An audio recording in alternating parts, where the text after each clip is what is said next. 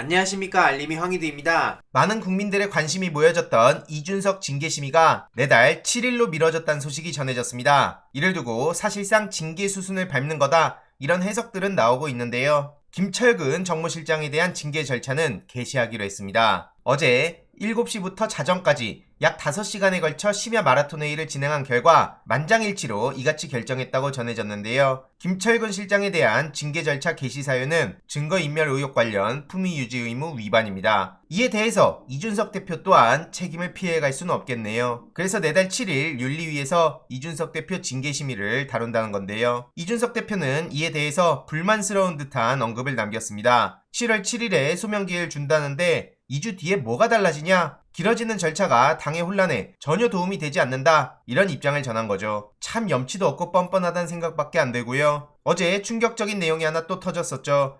아이카이스트 김성진 측에서 이준석 대표가 회유, 협박을 했다는 걸 폭로한 겁니다. 이준석 측근을 자처하는 사람들이 다양한 방법으로 김성진 대표가 수사에 협조하지 말 것을 요구하는 등 회유를 시도했다 하고요. 구체적 발언으로 미래가 기대되는 젊은 정치인을 도와주면 가석방을 도와주겠다, 수사에 있어 묵비권을 행사하고 성상납 자체를 모른다는 서신을 써주면 윤리위에 제출하겠다, 이런 내용들이 공개된 겁니다. 심지어 만약 이준석 대표가 징계 안 받으면 후폭풍을 감당할 수 있겠냐, 이런 말로 김성진 대표를 협박했다는 주장까지 나왔는데요. 이와 관련한 구체적 증거는 차차 공개하겠다고 입장을 전했습니다. 해당 소식을 접한 시민들은 당연히 어처구니가 없다는 반응을 보이고 있는데요. 만약 민주당 얘기였다면 어떻게 됐을진 안 봐도 눈에 훤하다, 온갖 더럽고 추악한 짓거리는 다 배웠구나, 저런 사람이 공정, 능력주의, 청년 정치를 표방한 것 자체가 황당할 따름입니다. 이와 관련한 소식도 일부 언론을 통해 보도가 되긴 했지만 많이 묻힌 것 같아서 주위에 계속해서 알릴 필요가 있다 보고요. 이준석 대표를 열심히 옹호하고 있는 하태경 의원과 이준석 키즈들이 어떤 발언들을 하는지도 계속 박제하고 기록할 필요가 있습니다. 게다가 오늘 오전 실시간으로 이준석 대표의 악수를 뿌리치는 장면이 공개가 됐는데요.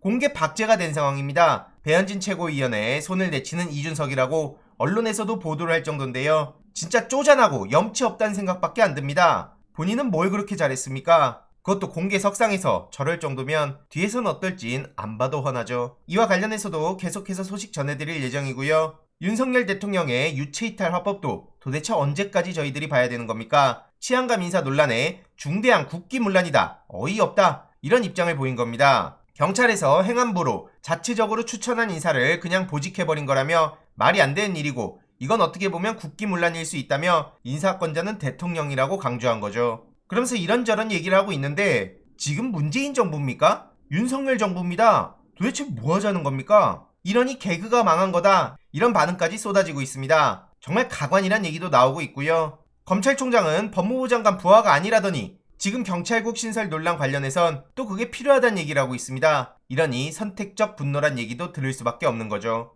이외로도 김승희 후보의 또 날았던 유용 논란이 터졌는데요. 국회의원 시절에 또 다른 공금을 유용한 정황이 포착됐다는 게 드러난 겁니다. 법이나 정책을 만드는 데만 쓰라고 지원된 돈을 자기 선거운동 준비하는 데 써서 규정을 어겼다는 지적이 나오고 있는 거고요. 이기는 선거와 현장조사, 대중 커뮤니케이션 전략이란 주제로 또 다른 자문회의도 열렸는데 여기에 비용을 썼다는 게 그대로 드러난 겁니다. 국회 사무처 규정 위반이란 지적이 나오고 있고요. 신현영 민주당 인사검증 TF위원은 저런 사람이 100조 이상 예산을 관장해야 하는 보건복지부 장관, 만약에 되면은 그 예산을 제대로 쓸 수 있을지 의문이란 지적을 하고 있는 겁니다. 이러니 이번 정권은 후보자마다 문제없는 인간이 하나도 없다, 이 정도면 구속해야 되는 거 아니냐, 이런 비판의 목소리가 나오고 있는데요. 문제는 앞서 말씀드렸던 다양한 문제들을 계속해서 묻히게 만드는 민주당 내부 일부 사람들의 움직임입니다. 최근 박지원 씨에 대해서 비판의 목소리를 냈고 일부 언론에서 이걸 보도했는데 뿔난, 가지도 친,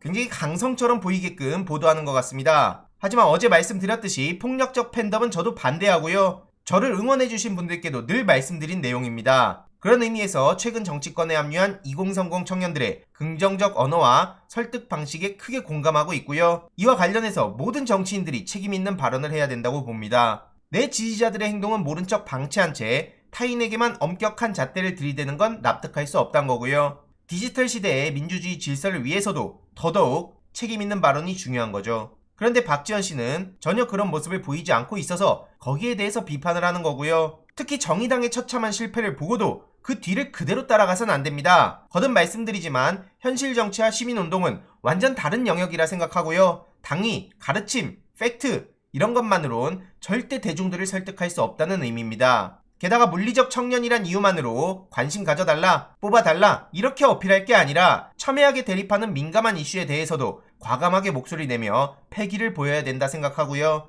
어쩌면 지금이 민주당의 변화와 쇄신의 마지막 기회가 아닐까 생각이 드네요. 앞으로 이와 관련해서도 보다 적극적으로 목소리 내도록 하겠습니다. 이번 내용도 유익했다면 구독, 좋아요, 알림 설정, 멤버십 가입 정말 큰 힘이 된다는 점 말씀드리고 싶습니다. 이번 내용도 주위에 널리 공유 부탁드립니다.